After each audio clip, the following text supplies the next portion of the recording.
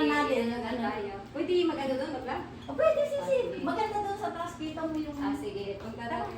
Try kayo po. Anak, intay nga to. Easy lang man. Ha? Pag sinawin, magsingit. Tara. Tara, sisi.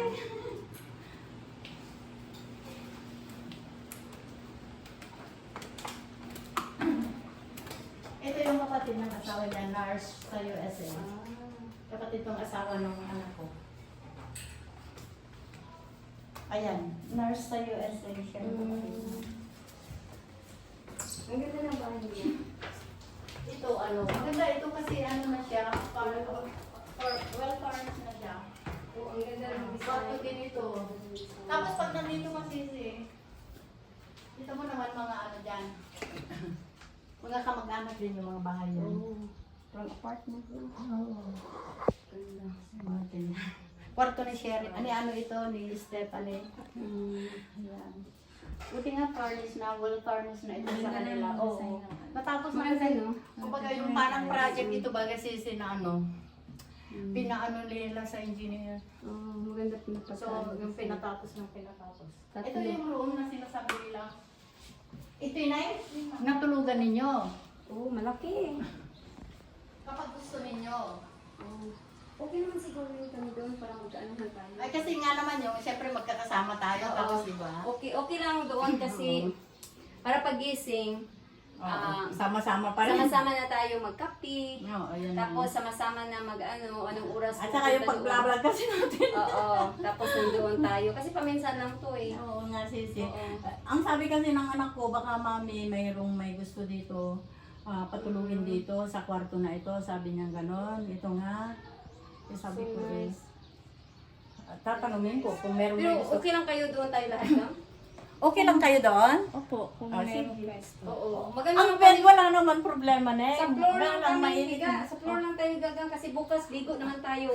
Oo. Ay, meron tayong higaan ha, pero ang ibig kong sabihin yung temperature. No, okay lang yun. Ayan. Meron din silang living room dito. Ganda ba? Ayan ang ganda na pag-insulate. Living room dito. Ayan.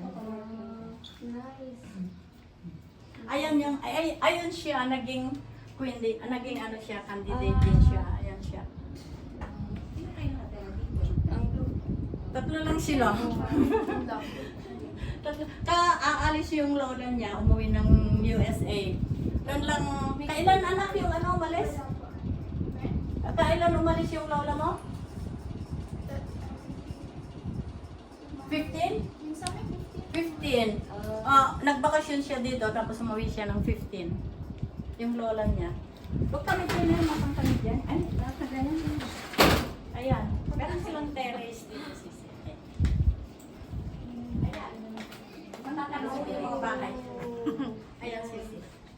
I-vlog ninyo dyan. Ayan. Yan, ang ganda. Ang ganda. Ang ganda ng view. Makita talaga sa ano sa labas. Yun yung magandang bulaklak. Yun yung magandang bulaklak. Yun yung maganda. Diba, Hindi kayo ni Meg, picture kayo. Kitang-kita yung ano.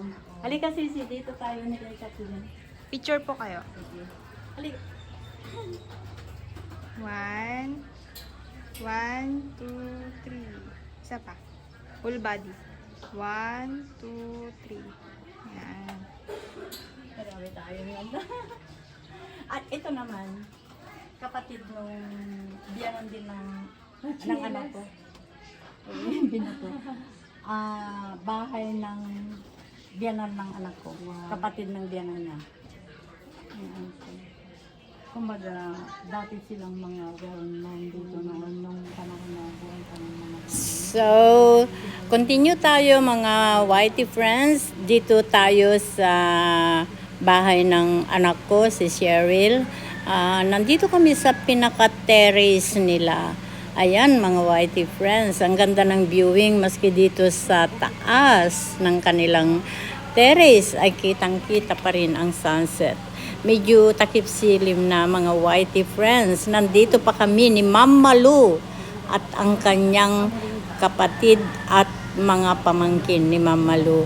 So, Talaga naman, enjoy sila. Gusto lang ni Ma'am Malu maglakad.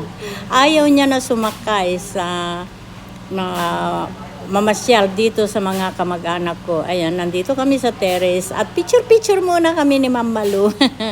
Ayan, for remembrance. Just very memorable moment kay Ma'am Malu. Ito ay bahay ng anak. Ayan, mga YT friends, mga kamag-anak ko, lahat dyan nadadaanan namin. Umalis na kami sa bahay ng anak ko. At itong Antonio Store ay auntie ko yan. Mga pinsan ko yung mga kumakaway doon sa kanto. Halos kasi kamag-anak namin, 95% ay talaga naman relatives dito sa lugar na ito. 2 lugar, ang Bacnor East at saka ang Bacnor West, na doon ako naka-residence sa Bacnor West. At ang anak ko naman na si Cheryl, ang bahay nila ay sa Bacnor East, doon nga kami galing. Ayan, kausap namin ang isa kong pinsan. Nakaupo lang. Tingnan nyo naman guys, dahil ayan ang bahay ng auntie ko. Yung nakikita ninyo yan, auntie ko yan. Bahay ng auntie ko. Ayan, papasok kami dyan sa auntie ko. Matagal ko na rin hindi nakikita ang auntie ko na yan. Ayan ay ang magulang ng mga pinsang kong mga residente dito sa Hong Kong.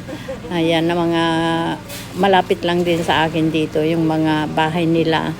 Ito yung mama nila, ayaw sumama sa Hong Kong. Tumira din siya sa Hong Kong, kaya lang hindi siya nakatagal dahil sabi niya madali daw siyang mamatay sa Hong Kong. Hindi presko ang mga pagkain at hindi daw niya talaga gusto doon sa Hong Kong, mas gusto niya sa Pilipinas. Kaya ito ang bahay niya. Wala na rin yung uncle ko, patay na rin. So siya na lang, tapos kung may apo na dumadalo sa kanya, at yung pinsang ko naman na byuda na rin, madalas dito sa kanya. Siya yung nagbabantay doon sa talipapa naman, yung nakatayo doon, napaypay ng paypay. Pinsan ko yan, dati rin dito sa Hong Kong yan. Kaya lang, nag-for good na rin nung namatay yung asawa niya. Ayan. Pasok tayo dun sa loob, Ma'am Malu. Pasok kami ni Ma'am Malu dun sa loob kasi it's very long time na hindi ko na rin napuntahan ang bahay na ito mula nung pandemic. So I think kasi umuwi ako 2019 noon, pero hindi rin ako nakapamasyal sa mga kabag-anak ko dahil yun naman ay ang pagpanaw ng aking tatay. So ngayon ko lang napuntahan muli for a long time. Nag-iisa na rin ang auntie ko dito sa bahay na ito. Kaya ayan, ang hirap din magkaroon ng bahay na ganito. Mag-isa ka lang, iiwan ka ng mahal mo sa buhay. Di po ba? Ayan, enjoy na lang ang auntie ko. Ayaw din niyang pumunta dito sa Hong Kong. Ayan, patuloy tayo sa ating journey. Gusto ni Ma'am Malu ay maglakad lang. At ayun nga, pupunta kami sa mga magulang, correction. Pupunta kami sa kapatid ko ngayon. It's a little bit long to walk. It's not that long, about 15 minutes to walk. Mula dito o wala pa, about 10 siguro or less, away from this place of my auntie. Ay ang kapatid ko naman, kaisa-isa kong kapatid. Mas matanda ako sa kanya, youngest kong kapatid. Kaya yan, tuloy-tuloy lang tayo sa ating paglalakad. Ayan si Ma'am Malu. Enjoy na enjoy sila sa paglalakad. Kinakawayan ko yung mga pinsang ko dahil paalis na kami. Walk lang daw. Ayaw ni Ma'am Malu na sumakay. Walk lang daw. Maraming salamat sa inyo mga whitey friends. Talaga naman, enjoy much kami ni Ma'am Malu sa aming collabs. Gusto niya lakad lang, lakad. Ayaw niyang sumakay. Ay nako, maraming salamat sa inyong lahat mga whitey friends. Ito ang mga angels ko, yung bunso ko yun, ang ngiti sobra. Ayan. Mga angels ko yan.